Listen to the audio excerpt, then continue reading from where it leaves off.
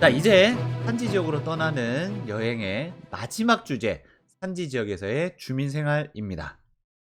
이번 주제에서는 여러분들이 조금 부담을 내려놓고, 이것도 외워야 돼, 저것도 외워야 돼, 라는 생각보다, 그래서 여러분들이 이런 것까지 외우면 사회 과목을 싫어할 수밖에 없어요. 이런 거는 외우지 말고, 그냥, 와, 저 나라 사람들은, 저런 동네에 살고 있는 사람들은, 저렇게 사네? 나는 이렇게 살고 있는데? 라고 생각하면 돼요. 근데 선생님 굳이 이걸 왜 수업 시간을 할애해 가면서 설명하세요? 왜냐하면 사회 과목의 특징이에요. 여러분들이 앞으로 만나게 될 여러 세계의 사람들 그리고 여러 문화들에 대해서 미리 알려드리는 거죠. 그래서 그 문화에 대한 이해도를 높이는 거고, 그리고 그 사람들과 함께 지낼 수 있는 이런 여러분들에게 능력, 다양성, 이걸 존중하고 인정할 수 있는 이 태도를 길러주는 게 사회 과목의 역할이라고 보는 거죠. 자, 그래서 선생님이 바라는 이 세 번째 주제에서의 여러분의 어떤 태도는 뭐냐면 이런 겁니다. 학습을 하는 여러분의 입장에서는 요 부분은 우리가 지금까지 배운 이 산지 지역의 내용들을 바탕으로, 이 지역에는 이런 산지 지역의 특징이 나타나니까 이 사람들이 그래서 이렇게 살고 있구나라는 이 인과관계, 원인과 결과, 이러한 지형적인 특징이 나타나니까 이렇게 살게 되는구나라는 거, 이거를 조금 알았으면 좋겠습니다. 알겠죠, 여러분? 자, 그래서 여러분에게 기본적으로 산지 지역을 바라보는, 산지 지역의 이 환경을 바라보는 기본적인 느낌을 먼저 심어 드릴게요. 선생님은 이 느낌이 가장 중요하다고 생각하거든요. 자, 이런 겁니다. 첫 번째, 산지 지역이니까 당연히 평평한 땅이 적을 것이라는 거죠. 쌤, 산동네에 평평한 땅 적은 건 누구나 다 아는 거 아니에요?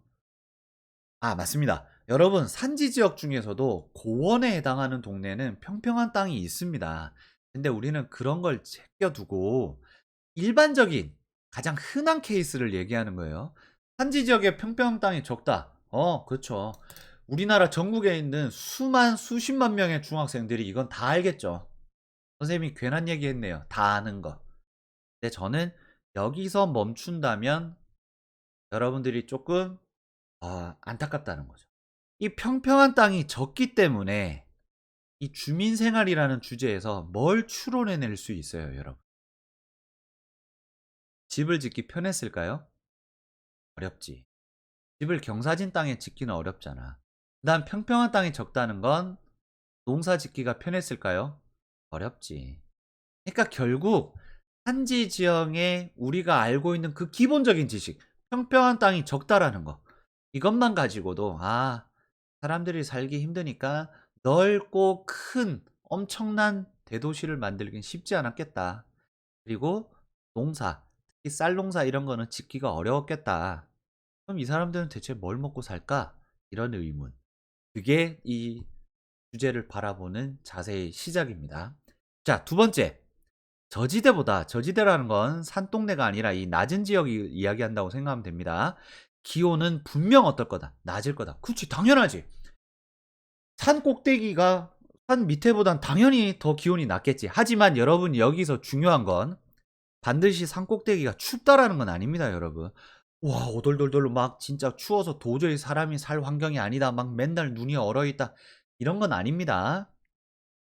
저지대보다는 기온이 낮을 것이다. 요 얘기를 하는 이유는 이따가 이 안데스 산맥, 안데스 산지 지역을 얘기하다 보면 나오게 됩니다. 자, 그 다음 세 번째.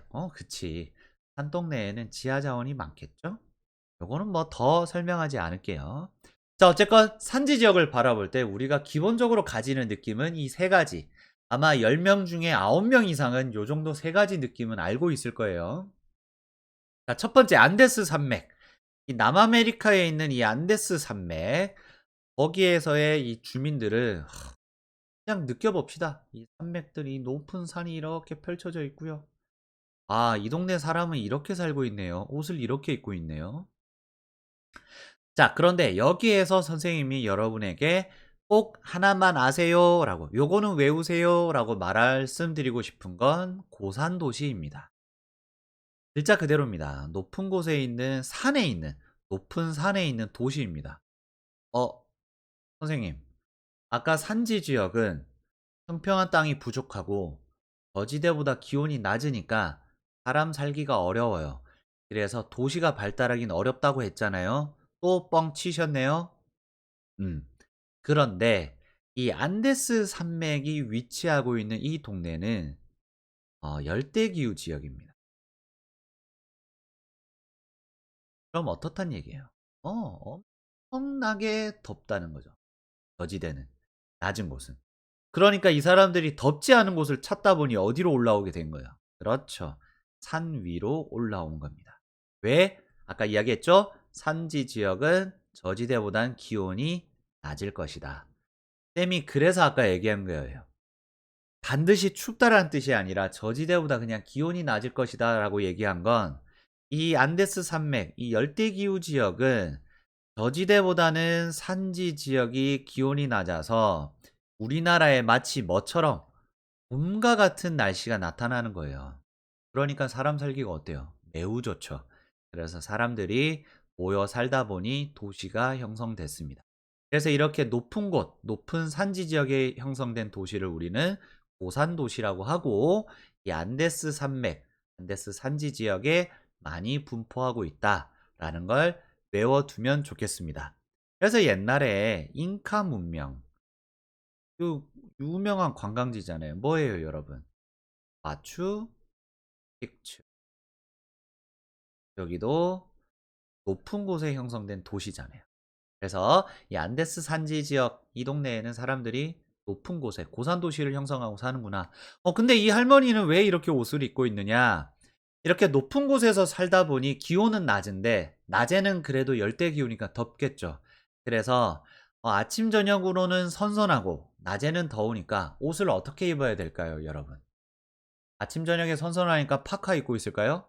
낮에는 더운데 그래서 이렇게 여러 겹을 껴입으면서 이렇게 입게 됩니다. 알겠죠?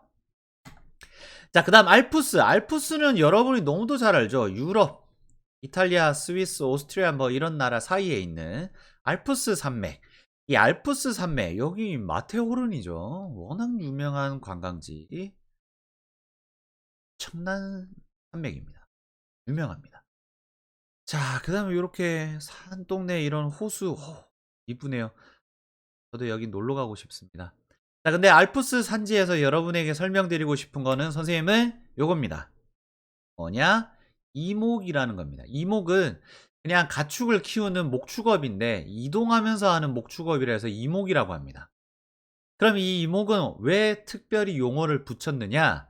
얘네는 알프스 산맥이 있는 동네는 우리가 2단원 기후단원을 배웠다면 알 텐데 요 동네는 지중해성 기후가 나타나는데 이 지중해성 기후가 나타나는 동네는 여름, 더울 때 이때는 비가 안 내려요.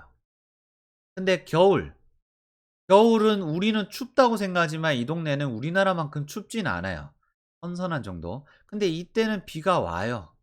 그러다 보니 여름에는 이 저지대에 비가 안 내리고 더워. 그래서 가축들을 산지 지역으로 데리고 가서 키웁니다. 근데 이제 겨울에는 이 산지 지역이 좀 추워지니까 내려옵니다. 왜 내려올 수 있느냐? 겨울에는 이 동네가 비가 오니까 풀이 자라죠. 그래서 겨울에는 가축들을 데리고 내려와서 저지대에서 가축들을 키웁니다. 이런 형태로 이런 가축들을 키우는 목축업을 우린 특별히 뭐라고 부르느냐? 이목이라고 부르게 됩니다. 이게 이 알프스 산맥, 알프스 산지에서 많이 이루어지고 있습니다. 여러분과 제가 조금 세대 차이가 있지만 선생님이 어릴 때에는 플란다스의 개 뭐 이런 만화를 보면 거기에 이렇게 목동이 나와서 막 가축을 키우고 양을 몰이하고 이러는데 그게 바로 이 이목을 나타내고 있는 이목을 표현하고 있는 만화였다는 거죠. 죄송합니다. 애니메이션은 애니메이션으로 끝내야 되는데 자, 아무튼 알프스 산맥은 이렇게 아름답습니다. 자, 그런데 선생님이 지금 안데스 산맥, 알프스 산맥 다 신기스국 산지에 대한 이야기를 했는데 워낙 고기습곡 산지보다는 신기습곡 산지에 해당하는 산들이 워낙 유명해서 저는 이 두 가지를 언급한 거고, 화산에 대한 이야기도 한번 해볼게요. 선생님이 계속 이 소단원 1에서 산지 지역으로 떠난 여행 이 단원에서 화산으로 형성된 산 뭐 이런 거는 자꾸 설명을 하지 않는데, 왜냐하면 요거는 조금 어렵고, 그리고 사회 1 교과서에 보면 자연재해 단원이 나와요. 그때 따로 이야기해도 될 것 같아서 안 하는 거예요. 그래서 여러분은 그냥 화산 마그마가 분출되어 나와서 화산이 만들어져서 산지 지형이 되는구나, 요 정도만 요 단원에선 알아두면 될 것 같습니다. 자, 이 화산에 대한 이야기도 조금 많은데 여기 한번 봐요, 여러분. 이 동네는 어디냐면 이탈리아의 시칠리아 섬에 해당되는 곳입니다. 그냥 이탈리아라고 알고 계시면 됩니다. 이탈리아. 그곳에 있는 이게 에트나 화산입니다. 이 지역에 살고 있는 이 사람들은 이 산이 언제 폭발할지 몰라서 매년 한 3일, 한 사흘 정도를 매년 축제를 연다고 합니다. 어떤 축제? 제발 화산이 폭발하지 않아서 우리가 살고 있는 이 도시를 안전하게 보호해 주세요라고 자기들이 믿고 있는 신에 기원하는 이 어떤 축제를 연다고 합니다. 그만큼 이 화산이 이 지역에 살고 있는 사람들에게는 매우 중요한 거죠. 근데 선생님, 화산 근처에 안 살면 되잖아요. 왜 살아요? 왜 살면서 이런 축제를 하고 기원을 해요? 근데 여러분 잘 모르겠지만 전 세계에 이 화산이 몇 천 개, 한 6천 개 이상이 있는데 그 화산 주변에 살고 있는 인구가 전 세계 인구 70억 명 중에 6억 이상이 살고 있습니다. 거의 10분의 1 이상이 화산 주변에 살고 있습니다, 여러분. 우리가 무시할 수가 없겠죠. 왜냐하면 화산 주변에는 이렇게 불안하기도 하지만 장점도 많습니다, 여러분. 인도네시아에 있는 카와 이젠 화산입니다. 물론 그냥 우리가 이젠 화산이라는 명칭이 있는데 요 이젠 화산을 카와 이젠 혹은 그룽 이젠 화산이라고 부른다고 합니다. 선생님도 아주 생소한 단어들인데 이 화산에는 이 여기 보이는 이 노란색들 보이죠? 이게 바로 유황입니다, 여러분. 우리는 일상생활에서 유황을 만나는 경우가 흔치 않습니다. 왜냐하면 이게 냄새가 매우 독해요. 그리고 우리가 일상생활에서 이 유황을 사용할 일이 거의 없어요. 근데 여러분들이 일상에서 가장 유황을 많이 들을 수 있는 곳은 그쵸. 음식점. 무슨 오리? 유황오리. 그런 데서 들을 수 있는 거죠. 그렇다고 우리가 실제로 보진 않겠지만, 근데 이 유황이 매우 냄새가 지독해요. 계란 썩은 막 그런 지독한 냄새를 품어요. 근데 이게 우리가 살아가는 데 있어 필요한 어떤 자원인가 봐요. 이 사람 보면 지금 방독면을 쓰고 있잖아요, 냄새가 심해서. 근데 이 화산 주위에 유황이 많이 나오는데 이 유황을 캐내서 돈을 버는 사람들이 있습니다. 이렇게 등에 이런 짐바구니를 메고 이 산을 밑으로 화산 분화구 근처로 내려가는 거죠. 그래서 이 짐바구니에 유황을 캐서 담아 가지고 다시 밑에서 올라오는 겁니다. 사실 매우 힘들게 일하시는 분들입니다. 그래서 우리가 이 유황을 사용하고 있는데, 어쨌건 그렇습니다. 어쨌건 이 사람들에게는 이 화산이 어떤 생계를 꾸려나가는 어떤 도움이 되는 역할을 하고 있습니다.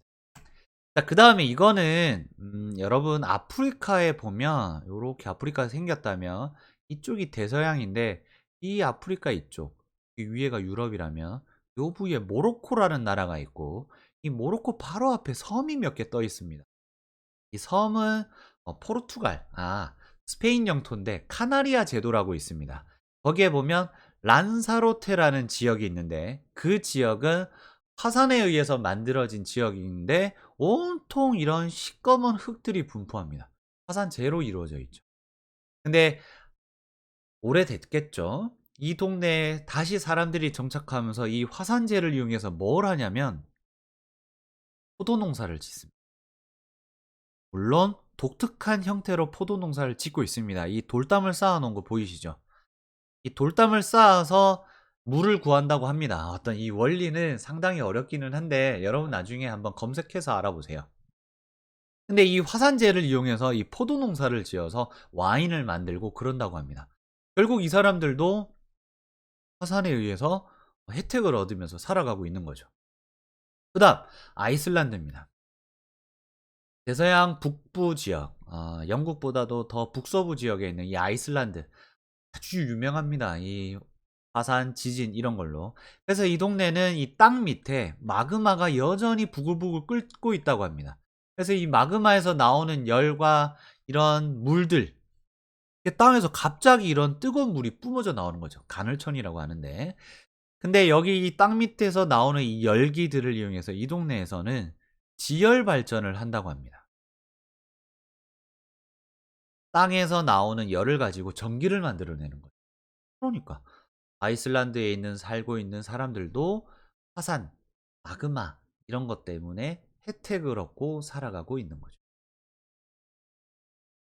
자, 이렇게 안데스, 알프스 이런 신기습곡 산지, 습곡 산지 지역에 살고 있는 사람들의 주민 생활도 있었고, 그다음 화산 활동이 일어나고 있는 근처에서 물론 힘들게 무서워서 두려워서 축제를 지내고 폭발하지 않기를 기원하는 곳도 있었지만 화산 때문에 혜택을 얻고 자원을 팔고 그것 때문에 전기를 만들고 여러 가지 이득을 얻는 사람들도 있었다는 것.